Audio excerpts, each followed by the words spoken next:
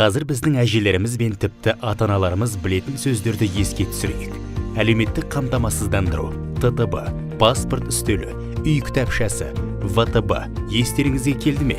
Ал дәл қазір терең тыныс алып, өткен уақыттың мұрасын мәңгілікке ұмытып қалыңдар. Халықтың уақытын, күндерін, тіпті жылдарын босқа жойған бөлек тұрған кабинеттер мен кеңселер осының барлығы енді сізді алаңдатпайтын болады. Қолайсыз қызметтердің орнына электрондық үкімет деп аталатын жаңа және әмбебап құбылыс келді. Біздің уақытымызды үнемдейтін және азаматтарға еліміздің өміріне қатысуын қамтамасыз ететін көптеген мемлекеттік қызметтермен жабдықталынған электрондық үкімет 10 жыл бұрын осындай жайт тіпті ойымызға да кірмеді. Бірақ жаңа мүмкіндіктер біртіндеп пайда бола бастады. Мысалы, айыппұлдарды ғаламтор арқылы өтеу, баланың тууын кезекте тұрмай тіркеу, бұл жайт өмірімізді айтарлықтай жеңілдетті. Дегенмен, еліміздің өміріне әр азаматтың қатысуын толық жарамды жасау үшін анықтамалар мен төлем ақылары жеткіліксіз болып табылғанын білдік. Алдымызда одан да биік мақсат тұрды. Бұл адамдарға мемлекеттік құрылымдармен өзара әрекеттесу үшін толық жарамды жағдайды туғызып, барлық бөлек тұрған қызметтерді бір әмбебап жүйеге айналдыру болды. Осы жүйенің негізі егов порталы болып табылады. Бұл тіпті мектеп оқушыларына да белгілі болып табылатын танымал жасыл логотипі бар сайт. Жеке әлде заңды тұлға болуына қарамастан кез келген қазақстандықтың қызметтер мен кеңес берудің аса ауқымды тізіміне қол жетімділігін алу үшін компьютер мен ғаламтордың болуы жеткілікті болады. 2016 жылы мемлекетіміздің ең үлкен порталына 10 жыл толды. Осы уақыт аралығы ішінде 5 миллионнан астам адам егов қолданушылары болып, оларға шамамен 130 миллион қызмет түрі көрсетілді. Және де бұл таң қалдырарлық жаңалық емес, өйткені егов адам өміріндегі бүкіл аспектілерінде қосақталып жүреді ғой.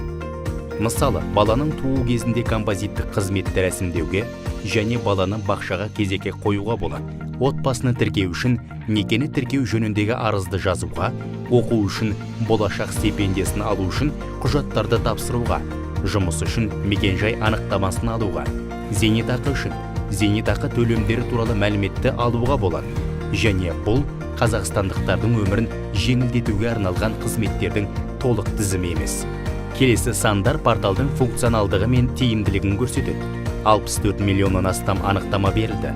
Қызметтердің ерекше түрлерінің санын есепке алмағанда, олардың ішінде 20 миллионы жылжымайтын мүлікке қатысты анықтамалары болып табылады. Бәріне белгілі екі құрылым егов порталының маңызды айырылмас серіктесі болды. 14 бірыңғай байланыс орталығы және біз халыққа қызмет көрсету орталық ретінде білетін азаматтарға арналған үкімет мемлекеттік корпорациясы. Бірыңғай байланыс орталығының көмегімен қолданушыларға басты бағыттары болып табылатын егов және мемлекеттік қызметтер арқылы кез келген мәліметті реттеу мүмкін болды.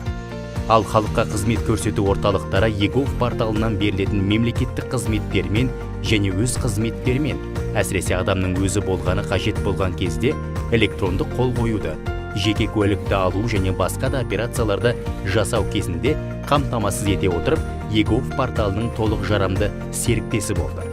Қарапайым халықтың электрондық үкіметті меңгеруде егов порталымен жұмыс жасауды үйрететін халыққа қызмет көрсету орталығы кеңес берушілері басты рөл атқарады. Сонымен қатар қолданушылар іс барысында смартфон және мобильді интернеттің бар болғаны кезінде көптеген қызметтері мен анықтамаларды алуға мүмкін болатыны жайында біліп жатады. Егов мобильдік қосымшасы уақыт сұраныстарына сай нақты жауап болып табылады. Смартфондарға арналған қосымшалардың пайда болуымен бірге адамдар жеке кабинеті мен қызметтер тізімдемесі бар тікелей мағынадағы қалтадағы еговқа ие болды және олардың саны үнемі өсуде. Және де қызметтерді көрсетудің бірыңғай жүйесі 4 үлкен бөлімнен тұратын ашық үкіметімен толықтырылды. Мемлекет пен халықтың арасындағы тиімді кері байланысты қамтамасыз ететін ашық диалог, халыққа мемлекеттік құрылымдардың шығындарын бақылауды қамтамасыз ететін ашық бюджеттер порталы, мәліметке еркін қолжетімділікті беретін ашық мәлімет порталы, барлық дайындалып жатқан нормативтік құқықтық актілерді талқылауға белсенді түрде қатысу мен мониторинг құқығы бар ашық НК. Байқап тұрғаныңыздай қарапайым халық үшін жаңа мүмкіндіктер ашылады. 10 жыл ішінде электрондық үкімет бөлек виртуалдық қызметтерден тәжірибелік әмбебап азаматтық порталға айналды. Тағы бір маңызды жайт, біз тек қолданушылардың мемлекеттік органдарымен көптеген байланыстарын жеңілдетіп, жеке уақыттарын ғана үнемдемейміз. Сонымен қатар ішіне жаңа функционалды қосып, пайдалану рәсімдерін жеңілдетіп, технологиялық жаңалықтарын енгізіп, порталды әдіской түрде дамытамыз. Дәл осылай, электрондық үкіметтің барлық бөліктерін бір тұтасқа біріктіріп, біз қазақстандықтарды ел өмірінде толығымен қатыстыруға арналған икемді және қуатты құралмен қамтамасыз етеміз. Сіз электрондық үкіметі көмегімен өміріңізді шынымен басқара аласыз.